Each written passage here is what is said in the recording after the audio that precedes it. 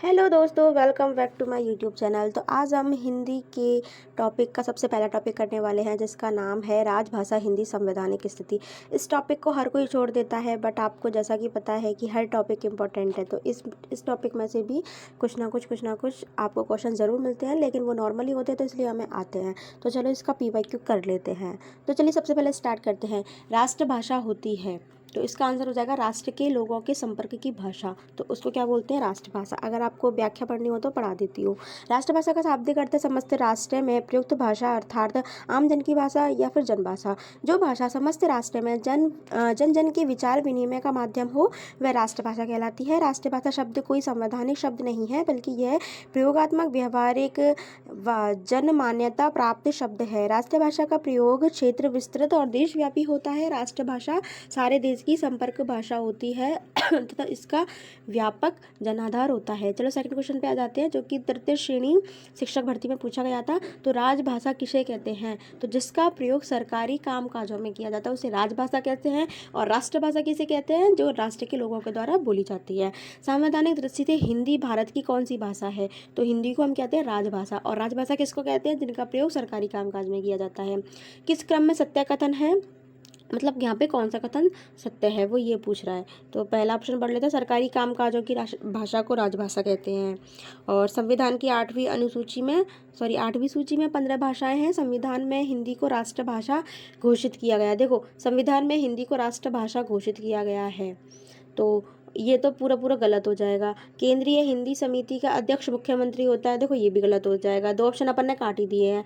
अब बचा पहला और सेकंड क्वेश्चन, पहला और सेकंड आंसर। तो सरकारी कामकाज की भाषा को राजभाषा कहते हैं, ये अभी हम पढ़ के आए थे तो हमें ध्यान है, तो इसलिए हमारा पहला आंसर क्लिक हो जाएगा। ऐसे आप थोड़ा अपने आइडिया से लगाया करो कि हाँ, कि ये वाला ठीक हो सकता है, ये वाला ठीक हो सकता है। पहले 2 ऑप्शन निकाला करो, फिर थर्ड ऑप्शन निकाल दिया करो, फिर जो लास्ट का ऑप्शन बन जाएगा वही आपका आंसर बन जाता है। चलो तो नेक्स्ट पर पढ़ते हैं। संविधान की 8वीं अनुसूची में अब तक कितनी भाषाएं बोली, मतलब कितनी भाषा सम्मिलित की जा चुकी हैं? तो कितनी की जा चुकी है? 22। ये तो सबको आता ही होगा। कौन सी भाषा संविधान की 8वीं अनुसूची में सम्मिलित नहीं है? तो राजस्थानी भाषा 8वीं अनुसूची में सम्मिलित नहीं है।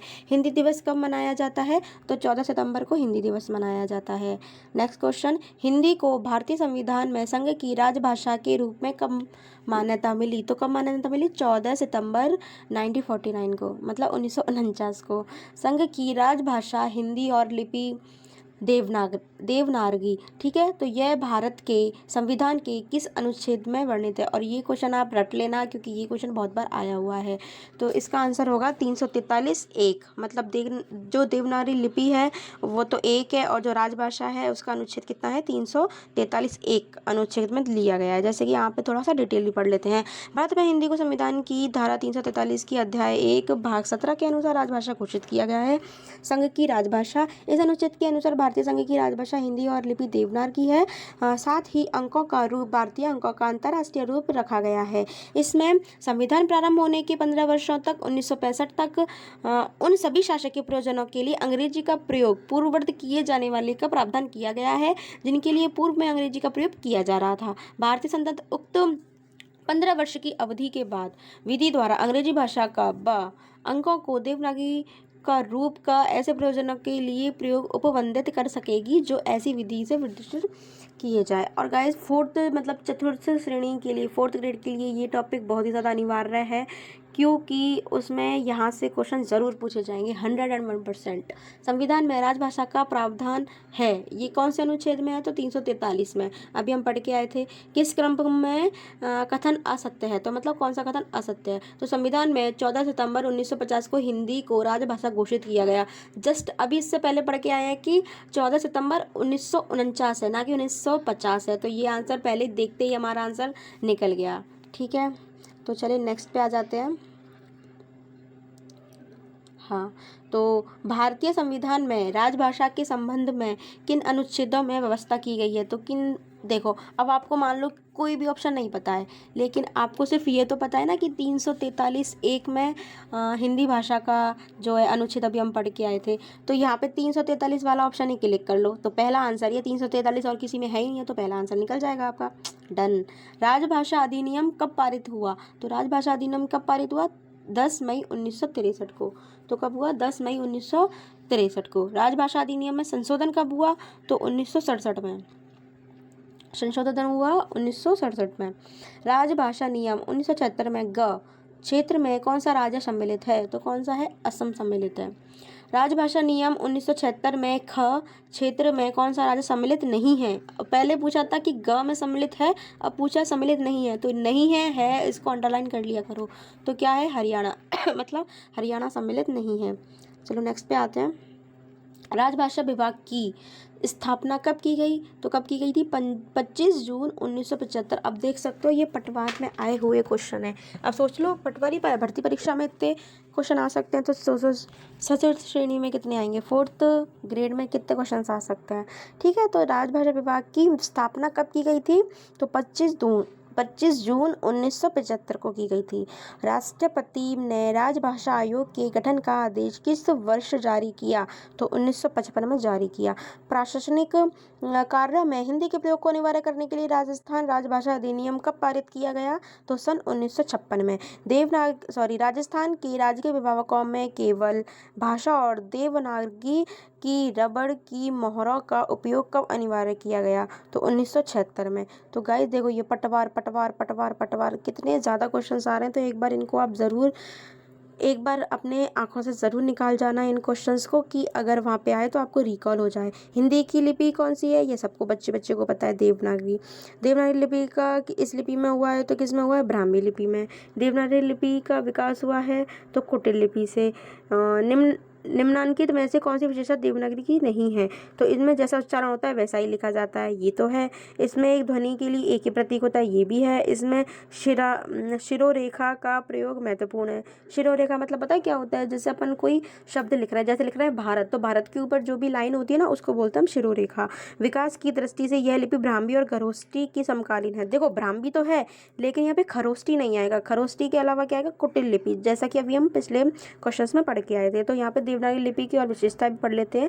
यह एक व्यवस्थित ढंग से निर्मित लिपि है। ध्वनियों का क्रम वैज्ञानिक है। इस पर ध्वनियों में वर्णन में प्रथम वर्ग कंठ्य ध्वनि का है और अंतिम ओष्ठ ध्वनि का है। केवल उच्चारित ध्वनि के लिए भी लिपि चिन्ह है। छपाई व लिखाई के लिए एक ही रूप है।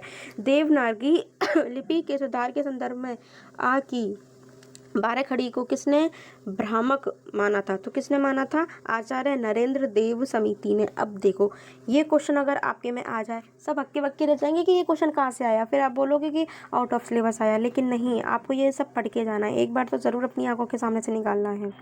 तो चलो, हिंदी की उत्पत्ति किस अपभ्रंश से हुई है? तो सौरसेनी अपभ्रंश से हुई है। मानक हिंदी से क्या तात्पर्य है? तो क्या है? शिष्ट और सुशिक्षित लोगों की भाषा है ये। प्रथम विश्व हिंदी सम्मेलन नागपुर में कब हुआ था? तो 1975 में हुआ था। अब देखो ये भी पूछ सकता है कि प्रथम हिंदी सम्मेलन कहाँ हुआ था? तो क्वेश्चन में ही आंसर है, तो क्या हो जाएगा? नागपुर। और कब हुआ था? 1975 में।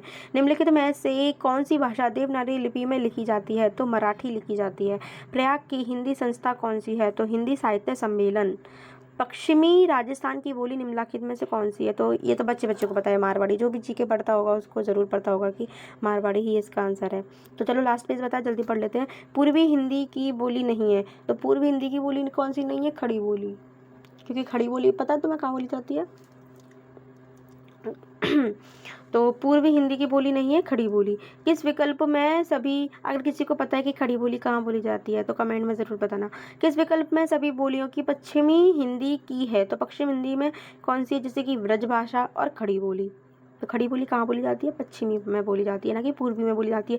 देखो मैंने बोला था ना कमेंट करके बताना, इसीलिए बोला था क्योंकि मैंने नेक्स्ट क्वेश्चन पढ़ लिया था कि जिसमें था कि पश्चिमी में बोली जाती है। तो देखो क्वेश्चन से आंसर से क्वेश्चन जरूर बनते हैं। कौन सी बोली पूर्वी हिंदी के अंतर्गत परिगणित है? तो कौन सी है? बघेली। पश्चिमी हिंदी की बोली में से कौन सी नहीं है? तो देखो खड़ी बोली हम पढ़ के आए थे, तो ये तो है मगही। और ब्रजभाषा भी अभी पढ़ के आए थे, तो ये भी है। कन्नौजी भी है, तो कौन सी नहीं होगी? मगही। पूर्वी हिंदी का उद्भव किस अपभ्रंश से हुआ है? तो अर्धमागधी से हुआ है। कौरवी किस बोली को कहते हैं? तो कौरवी कहते हैं खड़ी बोली को। अब आता है नेक्स्ट, जिसका क्वेश्चन इधर है। खड़ी बोली का हिंदी विकास किस अपभ्रंश से माना जाता है? तो सौरसेनी अपभ्रंश से। खड़ी बोली हिंदी को किस स्वरूप से निकली है? तो पश्चिमी हिंदी से। खड़ी बोली में लिखित प्रथम महाकाव्य कौन सा है? तो वो है प्रिय प्रवास। महात्मा गांधी ने हिंदी के प्रचार व प्रसार के लिए किस संस्थान की स्थापना की है? तो वो है राष्ट्र भाषा प्रचार समिति। हिंदी का पहला समाचार पत्र उद्दंत मातृदंड कलकत्ता में कब प्रकाशित हुआ? तो कब हुआ? सन 1826 में। खड़ी बोली का प्रयोग सर्वप्रथम किस पुस्तक में हुआ है? तो किस में हुआ? प्रेम सागर में। उत्तर प्रदेश सरकार द्वारा 1947 में गठित देवनागरी लिपि सुधार समिति के अध्यक्ष कौन थे? तो कौन से? आचार्य नरेंद्र देव, जो कि हम पहले पढ़ के आ चुके हैं।